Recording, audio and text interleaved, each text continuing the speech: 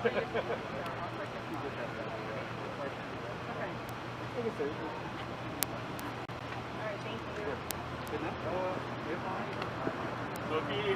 E-M-I, E-M-I basically.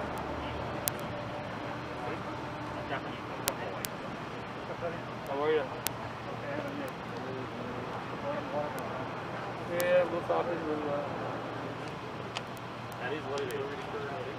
Yeah, they changed it from control side.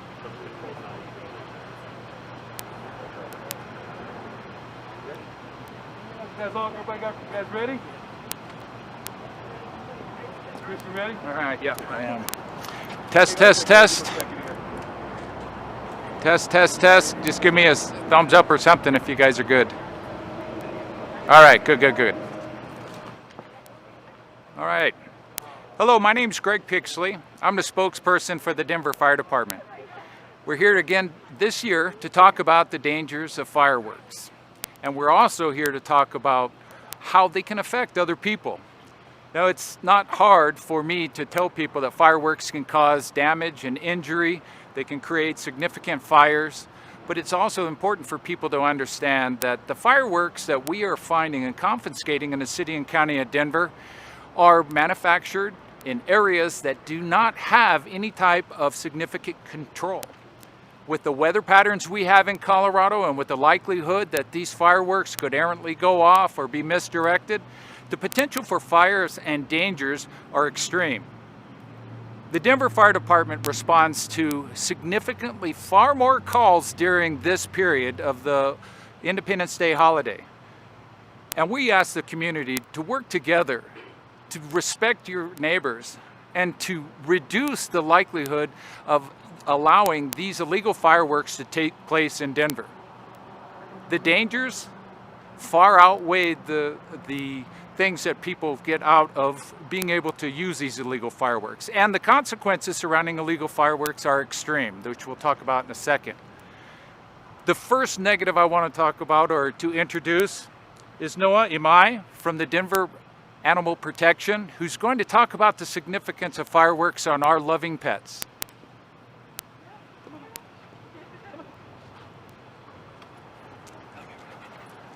Kev. Sit. Good boy.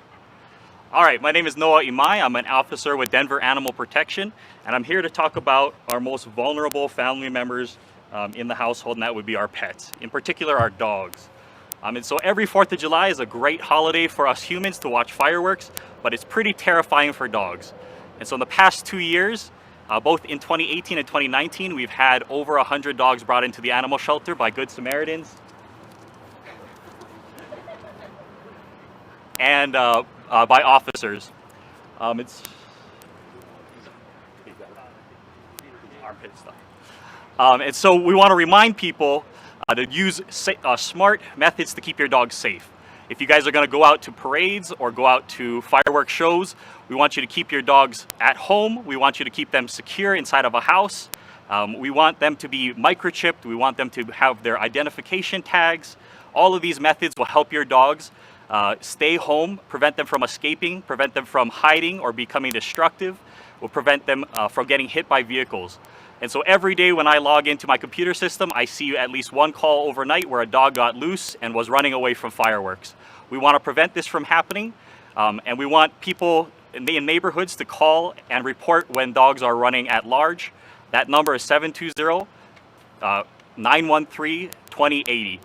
If you see a dog running at large, try to call that number, get an officer out there, try to see if you can contain that dog, and bring that dog to the animal shelter so that we can get it back to its proper home. Thank you.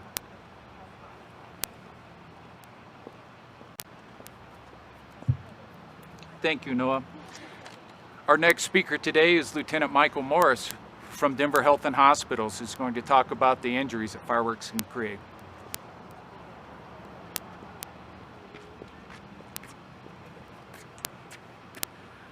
Hi everybody, my name is Mike Morris with the Denver Paramedic Division. I'm an operations lieutenant, and we're very excited that some of the 4th of July festivities will commence. We do want to stress to stay safe, leave the fireworks to the professionals. Some numbers we pulled up in 2018, there was over 9,000 firework-related injuries, mostly to the hands, face, and the eyes, and 50% of those were children 18 and under. So another thing, you're going to hit a lot of barbecues. You want to be careful with the barbecues, and when you're drinking, you don't want to drive. We have a significantly increased call volume related to drunk driving issues, and also we really want to stress not lighting off fireworks in the neighborhoods. It really, like the officer said, really makes the dogs worried and post-traumatic stress for our veterans. So stay safe out there, and the paramedics are here for you. Those burn numbers, that Denver, is that Colorado? That's USA. So yeah, across the nation in the emergency rooms. All right. Thanks. Thanks, Mike.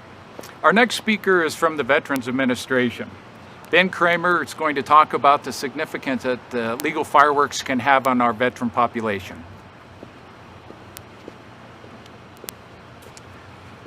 Thanks everyone for having me. My name is Ben Kramer. I'm a suicide prevention coordinator with the VA at the Eastern Colorado Healthcare System.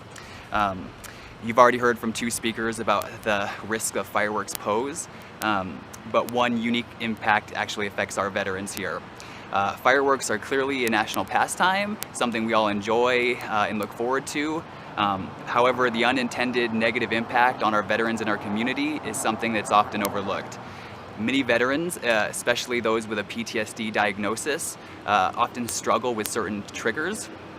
The three most common triggers related to fireworks are the sound, the smell, and the sight.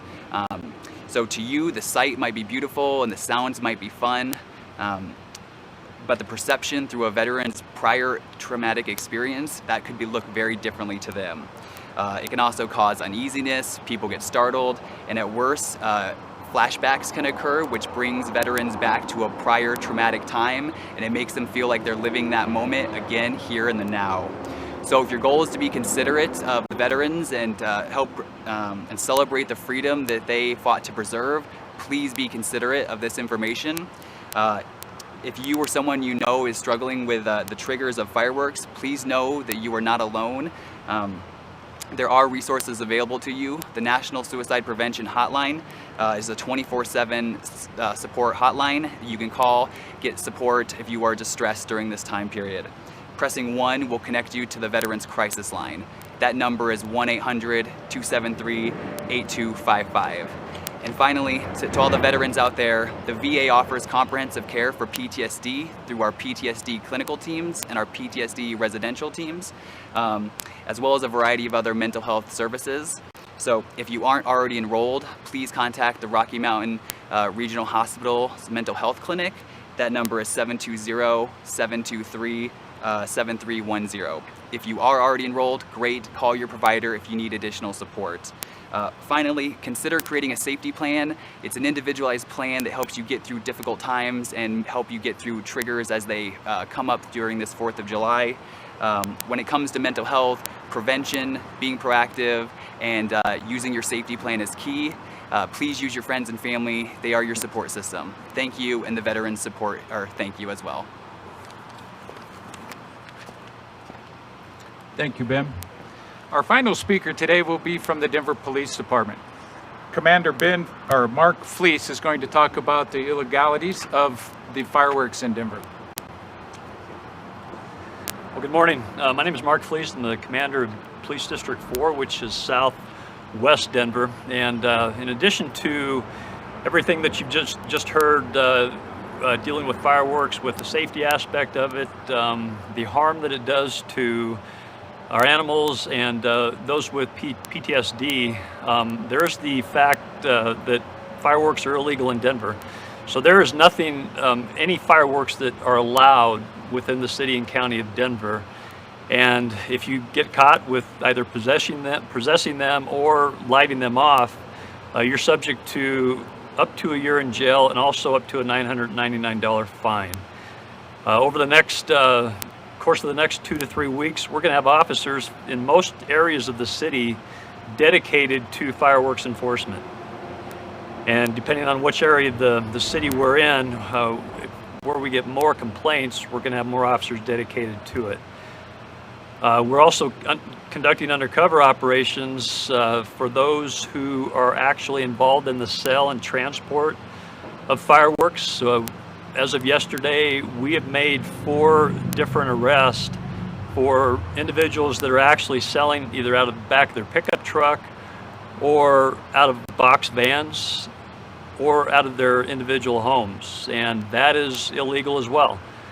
And so we're going to be spending, like I said, a lot of time over the next 2 to 3 weeks trying to identify those individuals in our communities that are doing that. I want to also remind people, folks, residents, that if you're calling in to report fireworks, that it's important that if we're able to issue a citation to any individual who is actually setting off a firework, we actually need witness information to be able to do that. So if somebody calls in, what we really need is an exact specific location where the fireworks are going off, and if the neighbors have that information about who specifically from that location is firing those off, and be willing to sign as a witness on that complaint as well. We have officers in the community that are going to be doing proactive work, and we're not necessarily going to rely on residents calling to let us know. So when we're not handling those calls for service that come in, these officers will be proactively looking themselves for anybody who is lighting fireworks off. So any questions? It's going to vary throughout the city. As I said, some areas throughout the city we have more complaints than others. Southwest tends to be one of those areas where the amount of complaints is significant. This year is shaping up for a record year. Through Sunday, our numbers, at least for the first week that we started tracking this, we have a total of 750 complaints. That compares directly to 69 for the same time period a year ago. So for whatever reason, we're seeing a heightened use of fireworks, and it's obviously an issue, a real issue of concern to the community.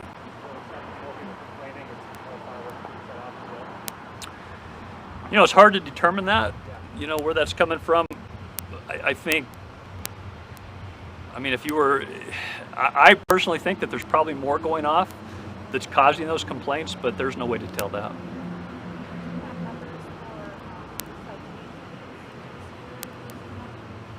I don't have those numbers yet. We'll tally those up, and probably closer we get to the weekend of July 4th, and let you guys know what those are then.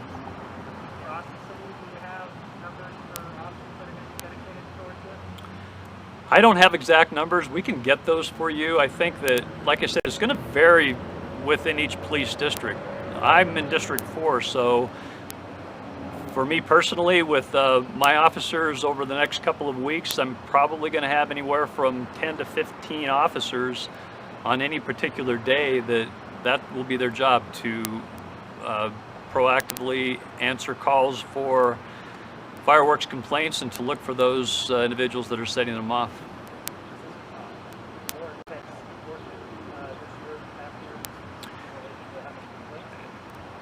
Yes, I think that it will be.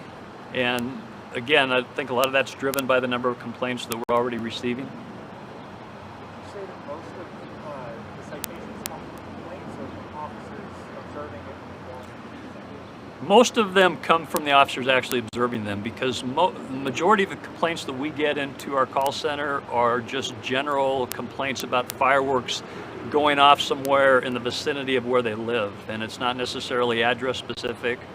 Certainly most of the time it's not individual specific. That's why, just a reminder, if we can get that information, we can take more steps in the way of issuing citations.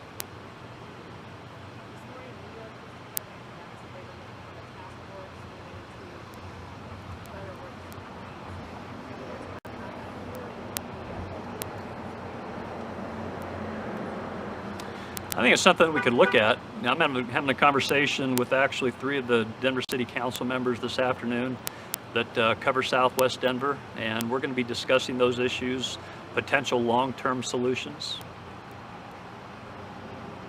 One of these out of New York, I gotta ask, there's been reporting about like conspiracy theories that police officers in the city of East Fair are setting them off, like Denver police setting off fireworks to agitate the community.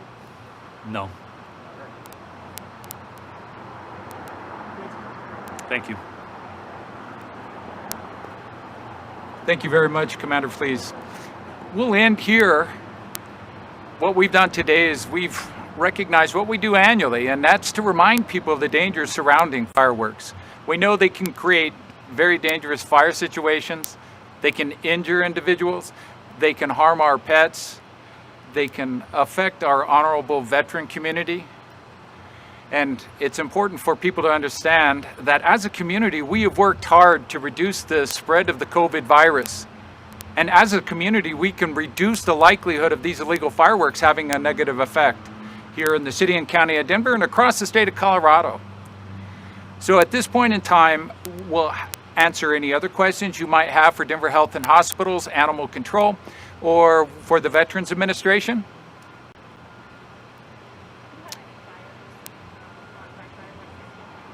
Do we have fires caused by fire? Yes, we do. And I don't have the specific numbers because those are dynamic and they happen.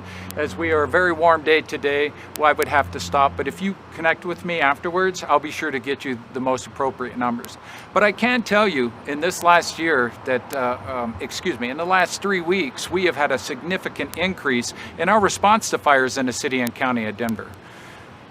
In one 3-day period a year ago, we had about 40 calls to fires. In that same 3-day period this year, we had almost 200. So we have seen a significant increase in the response to fires.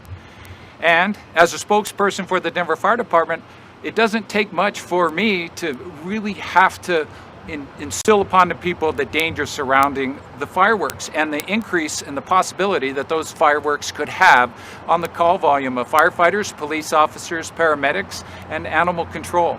So it's important for all of us to do the right thing and to respect your community, to respect your family and your friends, and to eliminate the use of illegal fireworks in Denver. Greg, is there a rationale for that huge jump in fire response? Bigger partner, rationale? The rationale, yeah. Well, just as Commander Fleece spoke, it's difficult for us to really understand what that motivation might be until we analyze the data. So at this point in time, I couldn't tell you exactly why we had that significant increase, but we know that it is a problem, and we know, especially as we get into this warmer weather, where we have the breeze and the very low humidity, that the likelihood for fire spread is increased. So again, as a community, if we work together, we can reduce those fires. Any other questions? So as we end, it's our goal to really re-emphasize the dangers of fireworks. We have a little visual display that we're going to show. And this visual display should be poignant. It should be remarkable in terms of how dangerous fireworks can be. So as we get prepared, if you want to set your cameras up over there for the watermelon. All we have in the watermelon? You're talking about the ordinance?